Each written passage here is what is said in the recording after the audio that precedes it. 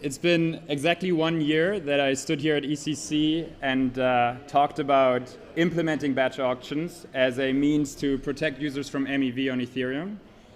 A lot has changed since then. 1 year ago, the protocol that we deployed just a couple of months before the conference was called Gnosis Protocol. We have since spun out of Gnosis and created our own DAO that is now called the Cow DAO, and the protocol is called Cow Protocol. We've had pretty amazing success over the last year, settled over $13 billion in trading volume. And so I wanted to take a moment today to look back at the last year and show you the practical implications of applying batch auctions on Ethereum for mitigating MEV and reducing the surface of MEV for on-chain trading. First, let's revisit what Cow Protocol actually does. Cow Protocol is implementing batch auctions on Ethereum today. But what does it mean? It means that instead of users sending raw Ethereum transactions when they want to trade directly to the mempool, they just send an off-chain trade intent, an off-chain message, if you will, consisting of their sell amount, the sell token, the buy amount, the buy token, basically what they want to do. And they're sending this intent off to a Cow Protocol order book API. And this allows the protocol to aggregate multiple trades into a single Ethereum transaction, as you can see in the image there. So instead of having one trade, one transaction, in Cow Protocol we can have many trades in a single native Ethereum transaction. And this allows to reduce MEV surface, first of all, by reducing the amount of AMM interactions that we have in a single settlement. AMM interactions are the main contributor to MEV surface and the reason why there are so many attacks. But most importantly, we can also enforce single price clearing on all the trades that are in a batch. This means that if you're buying USDC for ETH and somebody else is buying USDC for ETH, you will end up getting the exact same clearing price.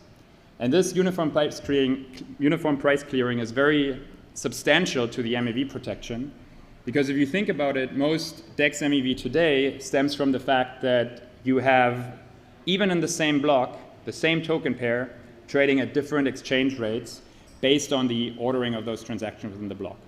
And because the transaction ordering is up to the miner can insert, remove, reorder transactions in a way that maximally benefits them and maximally screws the user. Not so in Cow Protocol. In Cow Protocol, there's just one clearing price per token per batch, meaning that the ordering within a batch doesn't matter. Lastly, one unique thing about Cow Protocol is the solver competition. I mentioned that your trade intents go to this order book API, and then that API cuts today roughly every 30 seconds a new batch and dispatches that batch off to a network of decentralized solvers. And those solvers try to match the order flow that they are getting in a way that is optimal for the users, optimal meaning increasing the limit price that we're on these orders as much as they can. So the total price improvement that a solver can generate on that order flow, what we call the trader surplus, decides which solution is considered the most optimal for this batch, and the solver that submits that solution gets the right to execute the settlement on chain and also receives a cow reward. So really, the solver that generates the most value for the user is able to settle those trades, whereas when you compare it with Flashbots, in their protocol approach, it's really the party that extracts the most value from the user that gets the right to execute. So, but what does this mean for the user? On top of just being protected from MEV, aggregating multiple trades into a single batch allows us to get the same or structurally better prices than on any other venue on chain. First, the solver competition ensures that people never get a worse price than on any other DEX or DEX aggregator, because we have a bunch of solvers that just check for the prices on those venues and will match you at that execution path kind of as a baseline if there's no other advantage available. But by matching users peer-to-peer, because we have multiple trades in one batch, so for example, if you're selling ETH and I'm buying ETH in the same batch, that's like a peer-to-peer trade. In economics, it's called a coincidence of ones, short CoW. This is where the name of the protocol comes from. We can actually achieve better prices than on any other venue out there. Because on the peer-to-peer portion of the trade, we incur zero price impact, we pay no fees to liquidity providers or market makers, and additionally, by batching people together, we can also significantly save on gas costs. Additionally, Cow Protocol doesn't segregate batches by token pair, meaning that all trades that are happening in a single batch end up in that one large entity. And this allows solvers to optimize over multiple dimensions as well and match peer-to-peer trades in what we call ring trades. So if I were, for example, to sell ETH for Bitcoin, and somebody were to sell Bitcoin for US dollar, and somebody were to sell dollar for ETH, even though there's no direct coincidence of wants, we could still match all of them peer-to-peer in a ring trade. So better prices for users, what else? We also think that Cow Protocol offers a significantly better user experience to the trader. First, users don't pay for placing orders. Because it's just an off-chain message, there's no need to pay for that. They only pay when their trade actually gets settled. And then that trading fee is paid in the sell token, the token that they're already trying to get rid of. And because there's no real transaction that they send, they don't need to give away any of their precious ETH. Whereas on other venues, with every trade you make, you're leaking a little bit of ETH. And also, since there's no transaction from the user in the first place, there's also no risk for failed transactions, at least not from the user point of view. So there's no cost for failed trades or trades that don't go through. That failed settlement risk is given to the solvers, and they carry that. And I didn't even have space on the slide to talk about the advantages for multisig signers or DAOs, where it's usually very difficult to propose a transaction, propose a trade at point X in time, and then 5 hours later, when you've collected all the signatures or you've done your DAO vote, and now it's actually time to execute that transaction, piggyback on the quote and the execution path that you got at the time when you proposed it.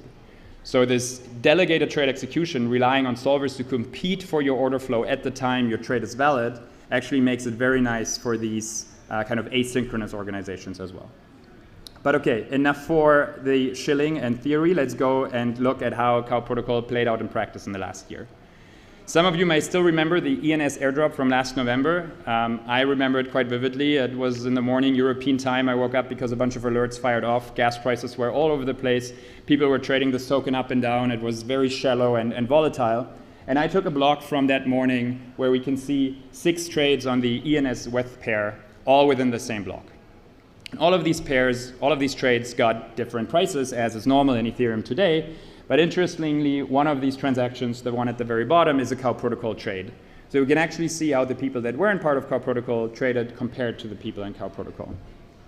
The first thing we see is that a user actually got sandwiched in this block. Quite, the very classic sandwich attack, miner front running them, moving up the price, then inserting the user's transaction, back running them. The total damage here was about $1,000 for that user. And since this is the ENS token, we can actually map that user to their ENS name, which was ignite_fireemoji.eth. If you're listening to this talk, please consider trying out Cow Protocol afterwards. But we also see the Cow Protocol trade in this batch. And if this is zero MEV, a new explorer that shows you ordering within a block, and you can have different views of what would happen if the ordering was random or time-based or how it actually ended up. I added 2 columns to this view to basically showcase what were the different clearing prices within that block. And we can see that ENS ranged from anywhere between 143 ENS per ETH to 150 ENS per ETH. And the other thing I added here was showing the volume, which actually highlights the fact that the user that was buying ETH for WETH roughly traded 7 ETH, but there was another trade in the same block where somebody was selling ENS for ETH, almost the same quantity, 6.7 ETH. So a really nice use case of if they had all traded on Cow Protocol, we would have gotten a very nice and very visible coincidence of wants. In total, we simulated this batch. The user that got sandwiched here would have gotten $2,500 more in value if they had been settled in a batch auction compared to being settled in this continuous, pseudo-continuous time priority auction. Let's look at the Cow Protocol trade in exactly that block, because even there, it's interesting that we have 3 different trades, 2 of them selling ENS for ETH and 1 of them buying ENS for ETH. And what we see here, the total volume was $10,000, and 87% of that total volume could actually be traded directly peer-to-peer. So we can see in the settlement visualization all of the traders putting in either their ENS and their ETH into the protocol, and then the protocol only reaching out to SushiSwap for a small fraction, 13% of the total trading volume. If we make the math for how much does this actually save, we come out at $250. Because first of all, for the roughly $8,500 that we didn't route through SushiSwap, we saved the 0.3% liquidity provision fee, $27. We also didn't move the AMM price up and down again, which would have incurred price impact of about $70. Granted, this was in the early morning, so the pool was still fairly shallow. Usually for trades of that size, you wouldn't have that much price impact. And then most importantly, this morning, gas prices were super high, I think 200 GWay, ETH was at 4,800. So gas was very, very expensive. And by settling 3 trades in 1 transaction and only reaching out to an AMM once, we actually saved $150 in gas costs in total for the users.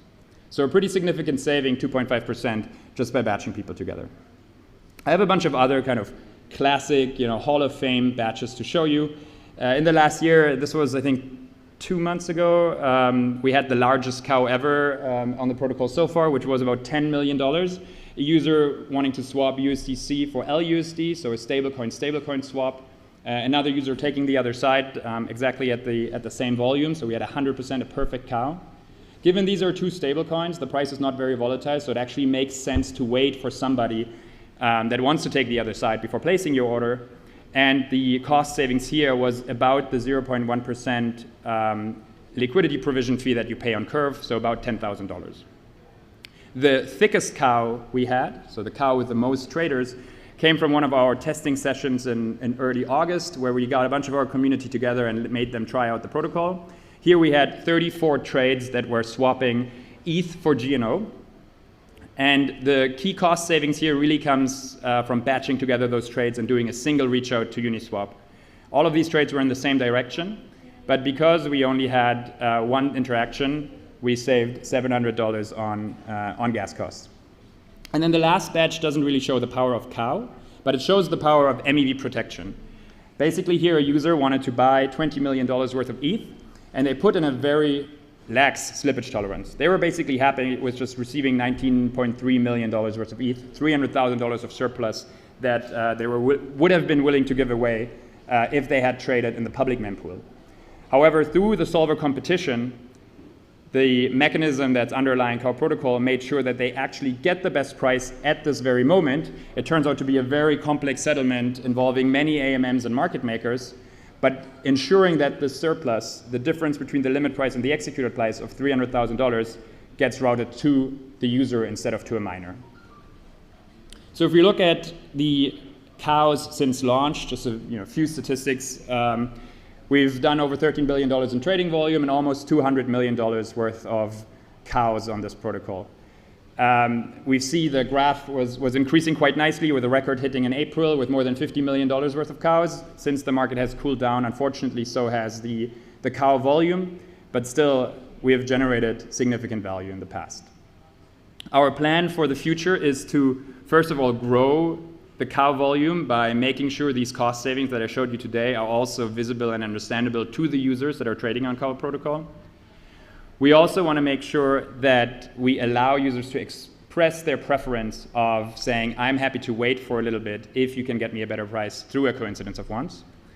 We then want to make sure that we grow the overall DEX share that CoW protocol has today by integrating market makers and giving users the access to private liquidity at the best execution or at the best settlement cost, and also by having multiple UI integrations. Right now, the primary source of order flow is still CoW Swap, the UI. We already have an integration with Balancer. We're working on an integration with Shapeshift and hopefully many more. Basically, any swap UI that exists out there, we hope that eventually will route their order flow through CoW protocol so we can make sure traders are actually getting the best possible prices. And if we achieve that, we can actually become the primary price finding layer for digital assets on Ethereum with the key premise that every token should just have a single price per block. Because if we can achieve that, we reduce drastically the amount of MEV that exists on chain, and we make Ethereum a much more reasonable place for people to actually live the future of finance. If you're interested in helping us with this mission, we are hiring kind of all over the place in engineering, business development, product management. We have a booth around where you can also talk to the rest of our team. Please consider checking out our website and job board, cow.fi/jobs. And if you haven't already, give our exchange a try. The primary UI for Cow Protocol is still at cowswap.exchange. We're MEV protection on Twitter. And with that, thank you very much for your attention. Thank you, Felix. Once again, in the interest of the time of our other speakers, if you have any questions, it would be great if you could take those outside with Felix. Thanks again.